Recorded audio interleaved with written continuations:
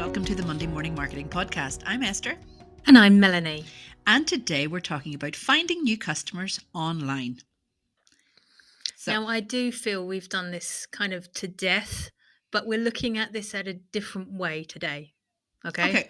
Well, it's always important to be always finding new customers. Yes. Don't you agree? Completely, because there's a big bad world out there and not everybody knows about you. So let's talk about the different types, yeah? Because there is several. Oh, there are very, very, far too many types of different customers. Okay, so you have your brand new customers, people who have never bought from you before, maybe have only stumbled across you through your wonderful social media and your fabulous website and your brilliant SEO, and they found you, they fell in love with you, and they immediately wanted to buy from you. Jesus, no that pressure happens, right? There, is there? What do you mean that doesn't happen? No, It doesn't happen. Sure, it doesn't. But in an ideal world, your social media and everything else would be working perfectly, that these brand new, shiny customers would just land in your inbox. I was going to say at your door, but no, in your inbox. So brand new customers are one option, but they're probably the hardest ones to get. But they would be the most expensive ones to get. Yes, and your cost per acquisition. Yes. But then you've got the former customer, the previous customer, the ones that may have fallen by the wayside. And sometimes if you haven't put them in the right place in your email marketing, let's say, and you've not, you haven't been able to think of ways to upsell or side sell or whatever sell to them, then maybe this is your opportunity to go back and say, okay, this is a relationship I have with them. This is what they purchased from me. Maybe this is where they're at now in their buying cycle, and approach them with something else. Yeah, or with the same thing that they previously bought. Indeed. It all depends on what you're selling too. But this is obviously 10-minute podcast. It's going to be very generic. We can't go into each and every different type of industry that could be selling. But if you have, for example, recurring clients like that come back to you on a monthly basis, you could upsell a new service to them. You could say, oh, by the way, do you know I also do this?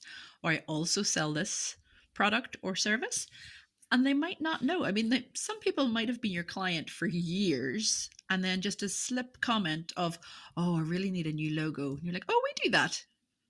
Oh, didn't know, So you never know what your customer knows about you and what they're just waiting for you to offer them. No, you're right.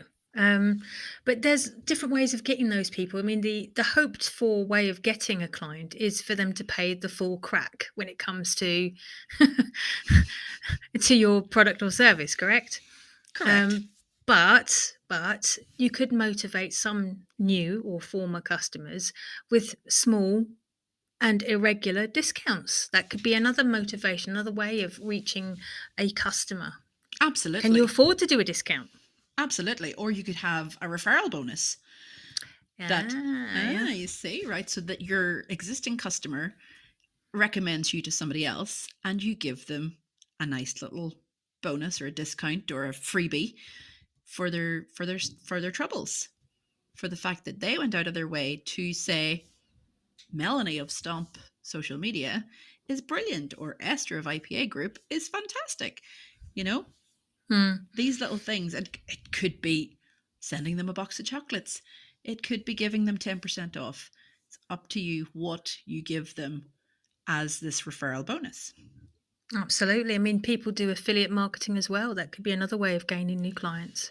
Absolutely. And influencer marketing is all another way of getting new clients. But there's different types of customers, isn't there? And I think what a lot of people neglect to think about is that there are internal customers potentially as well as external customers. So if you have an internal customer, that's somebody within your organization, or shareholders, employees, stakeholders of some description, depending on the size of your organization, of course. But they could become your customer as well. It doesn't always have to be somebody outside of your business. Absolutely. And you have, you know, a whole sea of people Mm. who already know you as the individual, that they already know that Melanie Boylan is fabulous, but they might not connect Melanie Boylan and Stomp Social Media Training as one and the same. So you can all, go go back through your list of potential clients from before, maybe people that didn't buy from you, people who got into your pipeline and then sort of filtered off before the end, people who are on your email marketing list, like you were saying, Mm. that maybe they just need that little reminder. When's the last time you sent an email just to say, hey, remember me? This is, I'm here. Don't forget. You don't have to be sell on everything for them to go, oh, yeah, I was just thinking about what I needed the other day. And now I have this fabulous email in my inbox from exactly the right person at the exactly right time, you know? There is one other way I can think of that a way you could find your customer, and that is by asking them to participate in your marketing. Uh, You know, User ultimately, generated content. exactly. Yeah. And so, if somebody's had a good experience, or you put up a poll, or and you're literally asking for feedback, you're creating content that will match what they're looking for because you've listened to your audience. Yeah, exactly. And if it's a product that, you know, you've sold to somebody or over a festive period or over a specific date, ask them for reviews, ask them to send the photographs after they have Mm. gifted it to someone. What was their reaction to receiving this product? Is it a product that can improve their skin? Is it a product that can improve their health? Before and after photographs, things that you can then use and tag them in, and then they're going to share it and they're going to, recommend you through that to their friends as well. Yeah, and it doesn't always end at the sale, does it? I think, after sales is incredibly important because it's all down to UX, the customer experience. Yeah, absolutely. Absolutely. And I mean, once you get a loyal customer, Mm. and they might not even be the ones that spend the most money with you, a loyal customer can be the one who just buys from you once, but then talks about you and refers you and brings you in more clients and Yeah. more revenue just from one person. If you find that one little gem, hold on to them. Yeah, no, I agree with that, definitely. But people put so much value on looking for new clients all the time, or say, referral is so vital, and I do agree. But if we had an actual focus on just those two areas, most of our businesses wouldn't last. Exactly. It is, because you said it is so much harder to Mm. be coming up with new clients every time. So it is easier to hold on to a good client or a good customer and upsell, resell, side sell, whatever way you need to keep them, and then they will start doing the selling for you. But if you are going to look for new customers online, be sure that you know your customer avatar. I feel like I'm just, hitting the record, and Mm. I've said this time and time and time again. Customer avatar, know who you're selling to, know what you're selling, know what their needs are, Mm. and just hit their needs with what you have. And I also think, there is no better time of year than at the beginning of the year, to have a look at your customer avatar again.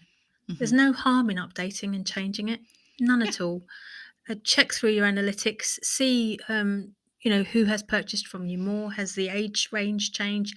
Has the reason for changing changed? Because I think there's too much focus, frankly, on people who just think it's a type of person. It's actually a type of problem rather than a type of person. So, go back. give them all a bit of a rejuvenation, a bit of a rejig, and I'm sure you'll be surprised. Because it's just a small tweak, a bit of changing messaging and a bit of changing language in some ways, Yeah, and that might even be enough to revitalize your marketing. absolutely. Mic Fully drop. agree with that. And on that note, we're going to end our first episode of 2022. And we hope to see you back next week for more Monday Morning Marketing. Until then, bye-bye. Bye, guys. We do talk about customer avatars a lot, don't we? But they're so important. They really are. Yeah. You can't have your business without one or 4. Well, you've got more than me. Well, yes. Jealous.